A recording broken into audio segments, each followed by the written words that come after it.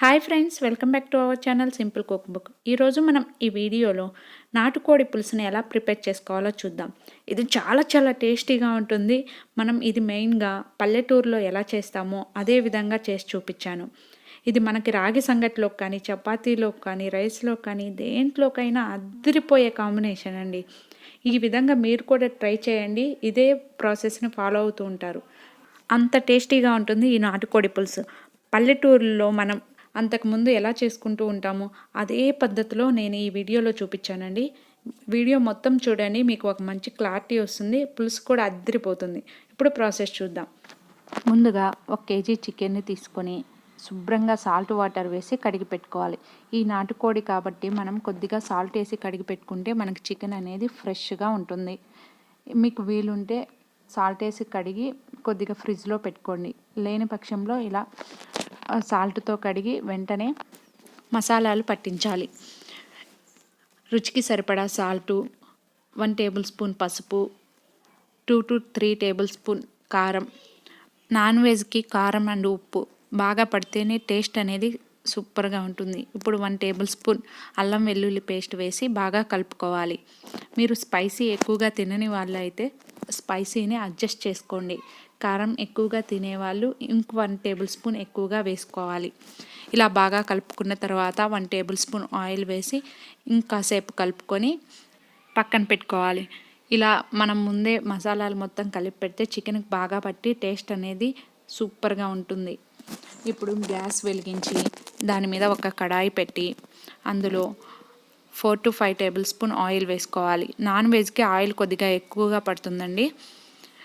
ఇప్పుడు మనం అందులో 3 to 4 పచ్చిమిర్చిని యాడ్ చేసుకోవాలి. ఇది ఆప్షనల్ మాత్రమే. ఇప్పుడు 3 మీడియం సైజ్ ఆనియన్స్ని ముక్కలుగా కట్ చేసి యాడ్ చేసుకోవాలి. వీటిని యాడ్ చేసుకున్న తర్వాత కొద్దిగా కరివేపాకును కూడా యాడ్ చేసుకుంటే స్మెల్ అనేది చాలా బాగుంటుంది. ఇది మీకు ఆప్షనల్ అండి, ఉంటే యాడ్ చేసుకోండి, లేకపోతే లేదు. 1 టేబుల్ స్పూన్ అల్లం వెల్లుల్లి పేస్ట్ని వేసి పచ్చివాసన పోయే వరకు కలుపుకోవాలి. ఇప్పుడు కొద్దిగా అందులో 1.5 టేబుల్ స్పూన్ కారంని యాడ్ చేసుకోవాలి. మనం ముందే చికెన్కి కొద్దిగా కారం పట్టించున్నాం కదండి, మనం చూసుకొని ఇక్కడ కారంని అడ్జస్ట్ చేసుకోవాలి. ఇలా కారం వేసిన తర్వాత 2 మినిట్స్ బాగా కలుపుకోవాలి. ఇలా కలుపుకున్న తర్వాత మనం ముందుగా మ్యారినేట్ చేసి పెట్టుకున్న చికెన్ని ఇందులో యాడ్ చేసుకోవాలి. ఇలా చికెన్ మొత్తాన్ని యాడ్ చేసిన తర్వాత బాగా కలుపుకోవాలి.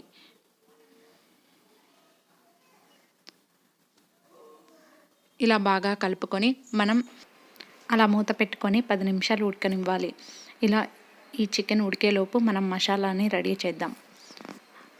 ఇప్పుడు కావాల్సిన పదార్థాలు: 2 టేబుల్ స్పూన్ ధనియాలు, కొద్దిగా కొబ్బరి, ఎండు కొబ్బరి, 2 చెక్క, ఒక 5 లవంగాలు,